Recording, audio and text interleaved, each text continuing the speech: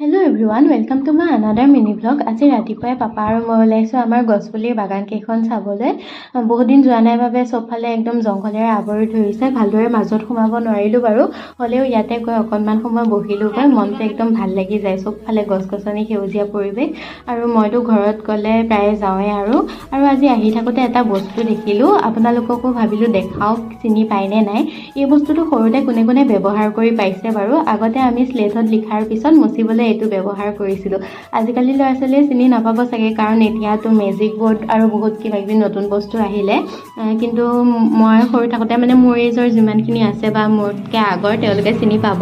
আৰু এইটো যে এনেকৈ মাজটোত এটা পানী পানী বস্তু ওলায় আৰু সেইটোৱে স্লেটত লিখাৰ পিছত মচিব পৰা যায়। আৰু এইফালে পাপাই আনি থৈছিলে তৰমুজ, ইমান ধুনীয়া, চাওকচোন, দেখিয়ে খাওঁ খাওঁ লাগিছে। আৰু মই অলপমান জুচ বনাই ল'লোঁ। আপোনালোকে ভিডিঅ'বোৰ চাই থাকে, চেনেলটো ছাবস্ক্ৰাইব কৰিব পাহৰি যায়, কৰি দিব দেই। বাই।